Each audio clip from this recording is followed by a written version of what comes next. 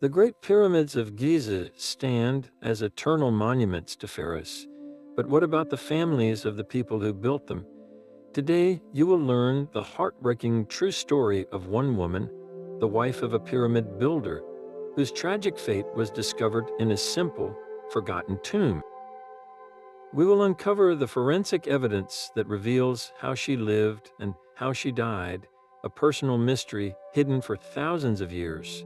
What single discovery do you think told the most tragic part of her story? For centuries, the story whispered that slaves built the pyramids under the crack of a whip. Modern archaeology has completely rewritten that narrative. The truth lies in the ruins of a sprawling settlement just south of the Giza Plateau, a place now called Height el Ghurab, which translates to the Wall of the Crow.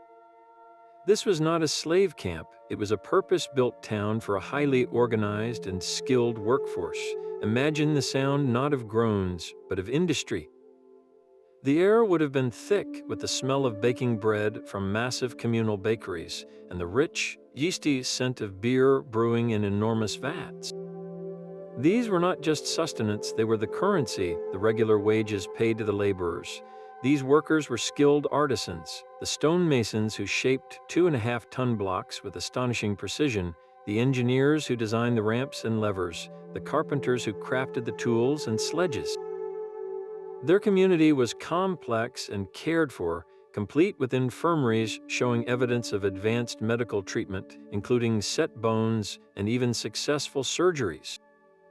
They lived in a functioning society, proud and essential to a national project that would define their civilization for millennia. It is within this vibrant, organized community that we find our central figure. She was not an outcast or a slave. She was a woman living a life of purpose and connection, a fact that makes the discovery in her simple tomb so deeply and personally tragic. Her bones tell a story of a difficult life. Archaeologists uncovered her burial in a modest, rock-cut tomb near the workers' village, a stark contrast to the grandeur of the nearby pyramids. The skeleton revealed a woman who had known significant hardship. Her bones showed the clear markers of childhood malnutrition, lines of arrested growth that spoke of seasons of hunger. The vertebrae in her spine and the joints in her limbs were worn, bearing the unmistakable signature of severe osteoarthritis, the kind accumulated from a lifetime of repetitive, physically demanding work. There was even a fracture in her arm, long since healed, a silent testament to a past accident, yet this was not a person without care or connection. Placed carefully around her were simple grave goods, the personal possessions of an ordinary person. There were pots that once held food and water, a handful of faded faience beads that might have adorned a simple dress, and a small, worn cosmetic palette, its surface still stained, a hint of personal vanity and daily ritual.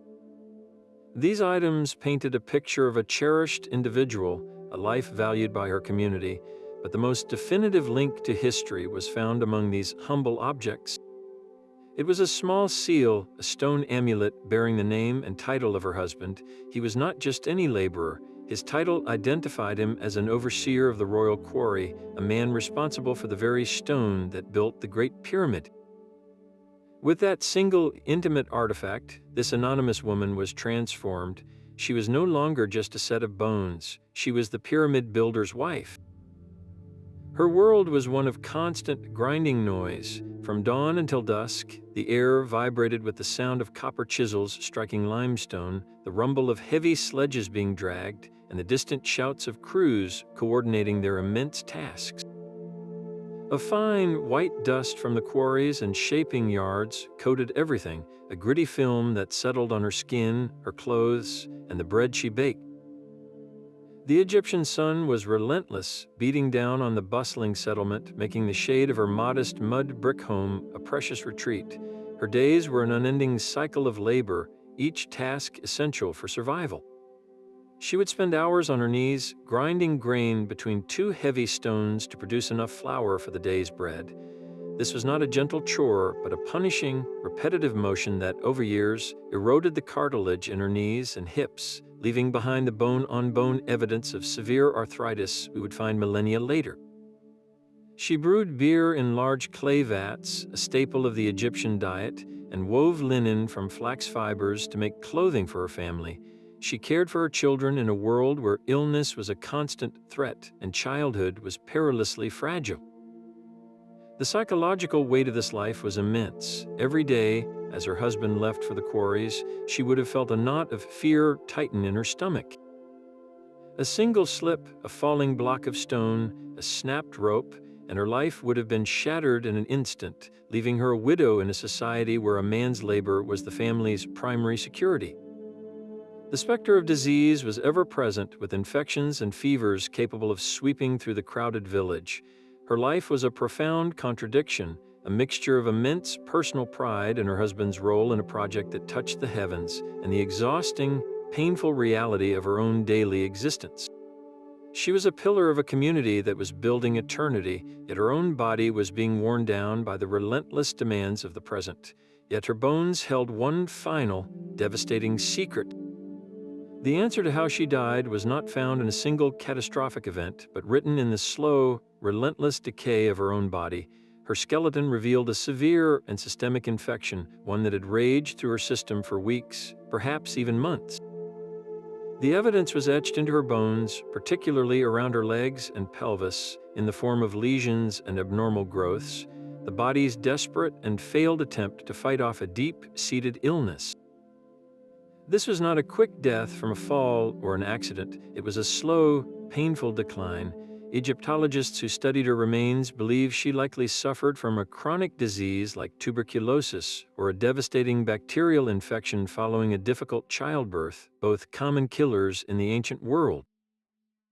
Her burial, while respectful, offered another clue. It was simple and perhaps slightly hurried, lacking the elaborate preparation seen in some other worker burials from the same period. This suggests her death, while not entirely unexpected given her frail state, may have come at a time of strain for her family or community. The most poignant theory, and one that fits the evidence all too well, points to the immense physical toll of her life.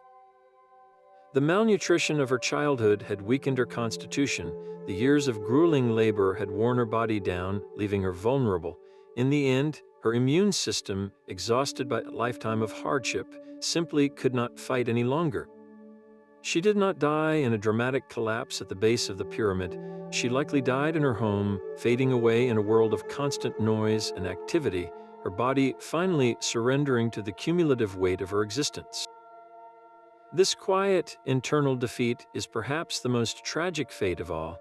How does the death of one ordinary woman change our view of the pyramid builder's world? Her story is an echo from the sands, a quiet counterpoint to the epic scale of the pyramids. We began with those colossal monuments built for gods and kings, but we end here with the intimate, heartbreaking remains of one woman. Her life and her tragic fate give a human face to the thousands of anonymous workers who truly created this wonder of the ancient world. She was not a slave, but a vital part of a proud, organized community, and her personal suffering reveals the profound vulnerabilities hidden within that society. Her chronic pain, her worn joints, and her final, slow decline from a body exhausted by labor, these were the true costs of building eternity. Her story is a window into the sacrifices made by an entire class of people, the ordinary Egyptians whose names are lost to time, but whose legacy is written in stone. So the next time you see a picture of the Great Pyramids, remember the pyramid builder's wife. Remember the sound of her grinding stone, the dust on her skin, and the quiet fear in her heart. Think of the countless other untold stories still buried, waiting for their voices to be heard. Which unsung historical figure from the ancient world do you find most fascinating? Share your thoughts in the comments below, and if you want to join us for more deep dives into the lives of the people history often forgets, be sure to subscribe.